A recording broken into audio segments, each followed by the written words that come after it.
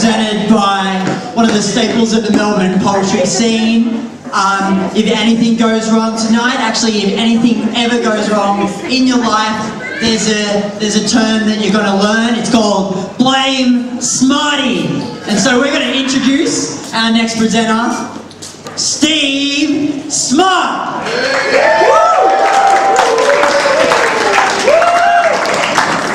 Nice legs, by the way. Thank you, Tom.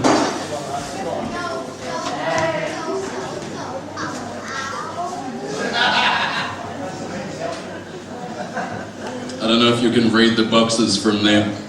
You can have a closer look later if you like. You can read the boxes, you're too close.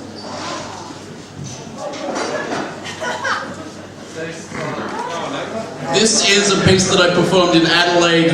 This could only have been written in or for Adelaide.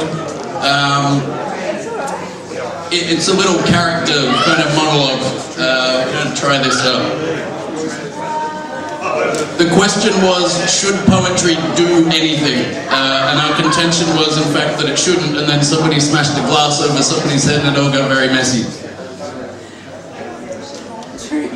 Poetry isn't about doing, it's about being done to, and doing to yourself. It doesn't create, it infests. It is the dark heart, the niggling doubt, the rising damp, the wet and throbbing ooh, ache in the small of your crotch. It doesn't start wars, it starts orgies. But it doesn't create the desire is already there in all of you. The poet merely admits to more than you do, and I deny nothing. Poetry doesn't make anything happen. People make things happen, and most people are useless, lazy wankers who don't make anything happen because they're too busy watching Australia's Next Top Model, a show about useless, lazy fucks who also don't make anything happen. Poets make things happen. Poets make poems happen. And the poems sit there looking pretty like the useless cunts on Australian Idol, but also don't make anything happen.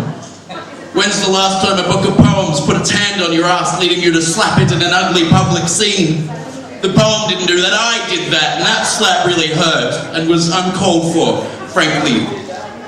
And a poem did not choose your outfit, also, you slut, it did not. So this is a poem about all the things that poetry didn't create and isn't responsible for. Please light your sparklers if you have them. It's called Poetry Didn't Make Coldplay Suck. Poetry didn't make Coldplay suck. Ooh. Poetry didn't co-star in Ghost. Ooh, Debbie. Poetry never fucked your little brother behind your back. No, poetry needed to get that whore in the sack. Poetry doesn't run Hamas. It isn't Goldie Hawn's plastic surgeon. Poetry doesn't kill whales for sport and didn't pen the Madonna classic like a virgin. Poetry isn't that brat kid on a plane who makes people want to kill one another. Poetry doesn't inflict mortal pain unless Banez is your mother. Poetry won't make you dinner, then fuck you from behind while you're watching CSI. It isn't a saint or a sinner, and doesn't pretend to be virginal. Like, why were you dressed like that if you didn't want to get eaten out? No, really, I'm curious. Poetry is not the creator of things, it isn't the chef or the maker of bling. It doesn't make Ian Thorpe's range of perfume, and doesn't get huffy when you suggest it might be gay because it has a range of perfume and underwear and wears fishnet shirts in public. It isn't the sheep who lives in the field or the banker who it isn't the shepherd who lives in the field or the banker who gives him a loan for a house because it's cold in the field and still the sheep would prefer to sleep alone. It's just a poem, don't get in a tiz. And be glad it's not your date tonight, because a poem doesn't give a damn where your clit is. You see, poetry didn't corrupt your little brother, I did that. And poetry isn't a dirty slut, but you certainly are. Poetry didn't marry Gwyneth Paltrow and lead her into a life of lifeless sex, stupidly named children and boring stadium rock. The lead singer of Coldplay did that. Poetry doesn't lead to a life of denial and sham heterosexual relationships. Competitive swimming does that. Poetry doesn't make crappy, over-sentimentalized Hollywood schlock starring washed-up plastic surgery-ridden hags. That's Demi Moore's job. How boring to expect poetry to do things. To go outside and get the bins, get a day job, clean the toilet, find your wallet because you've been on a 3-week coke binge and you just can't find anything. Poetry isn't interested in your petty problems. Poetry is about outfits that match. Moments of perfect mutual orgasm, laying in the sun on a beach in Ibiza while Nicky Hilton rubs oil all over your body and you do nothing except moan occasionally to make her feel appreciated. Oh, Nicky, let me tie you up. I promise I won't be gentle. I'm sorry.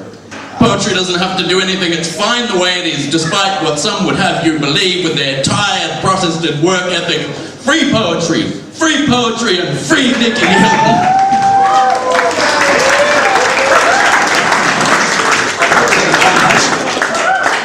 Alright, I have to do some sort of award thing now. As a what? It's a shark, which is a fish. You are correct. Alright, and the nominations for the Smart Oddie are David Graeber, anarchist, anthropologist, and a founder of the Occupy movement. Noam Chomsky, personal favourite of mine, libertarian, socialist, linguist, social activist. Naomi Klein, author, activist, social commentator. Vandana Shiva, physicist, environmentalist, author, anti-globalization activist. And the winner is anarchist, anthropologist, and founder of the Occupy movement, David Graeber. Could we please have a round of applause for David Graeber, who unfortunately couldn't be here tonight because, he gets the Oddie Award and we'll let him know on Twitter. Alright, who's taking this microphone away from me? Awesome. No wonder you're famous for being a Smarty. Smarty with a microphone. Thank you so much.